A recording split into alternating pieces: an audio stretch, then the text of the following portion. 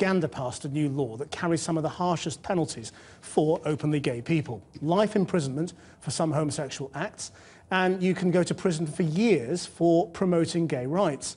President Obama is among the world leaders to attack the law, but it was influenced by a small group of Americans. Channel 4 News has spoken exclusively to one of them, an evangelical pastor from Massachusetts, who's considered to have a direct impact on the law. Inigo Gilmore went to Boston to meet the man who says it's his mission to protect civilization from the homosexual movement.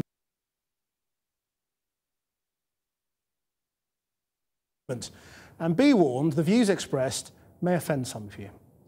You are never going to stop AIDS until you stop treating homosexual sodomy as a civil right and start treating it as a form of conduct to avoid. Evangelical minister Scott Lively is an awkward fit on this stage. He's running for governor of Massachusetts, one of America's most liberal states. And he's running on a fiercely anti-gay platform. At this hustings run by a local gay rights group in Boston, his message was widely greeted with derision and ridicule. Why would we be propping up homosexual relationships instead of encouraging people into healthy, normal families? It's completely backwards. How dare you say that homosexuality and pedophilia are equated? Well, they are equated.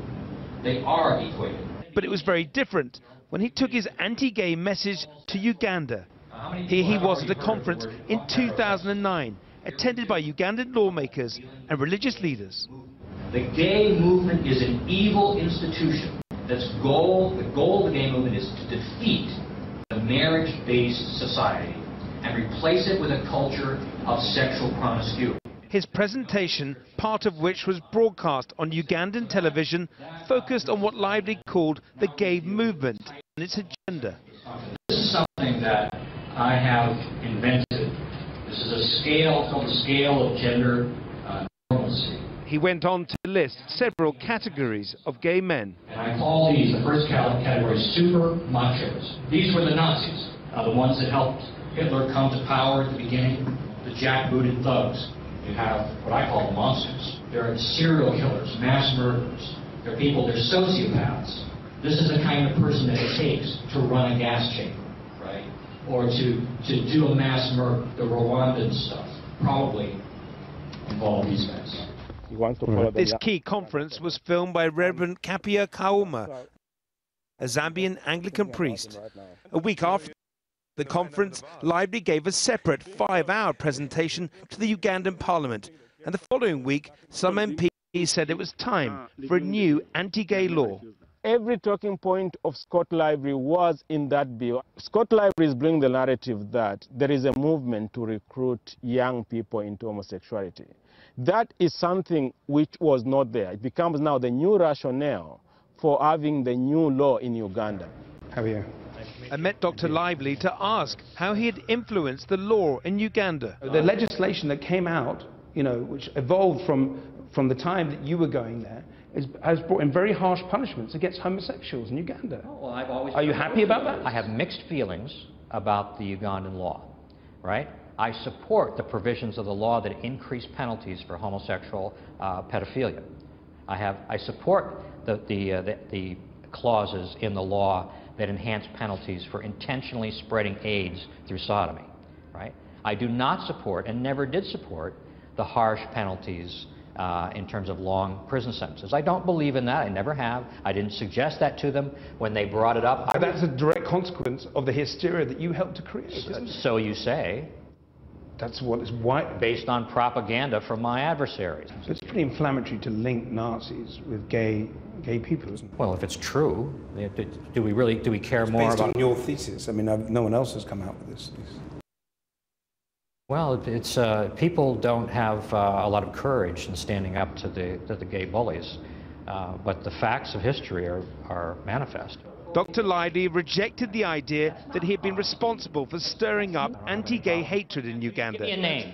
Give me a name of somebody that's But I been driven repeatedly there from their pushed him to account for his most controversial Not a comments, single person. such as labelling some gays as monsters and linking gays both to the Nazis and the Rwandan genocide. You then directly linked it to a neighboring country of Uganda, where they had a genocide, and you said it's probably involved these guys, talking about gays, in Rwanda. You started suggesting the Rwandan Did you watch genocide. the whole...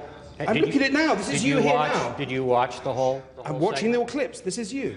If you watch the whole segment, you find out that when I'm talking about the monsters, I'm saying that's an extremely small number of people. But you're referring to gay people as monsters, as super macho. Some of them are. You say, you're saying they're bestial, they're animalistic. Some of them are. The president of your country is wholeheartedly against this legislation. Obama? He's condemned it.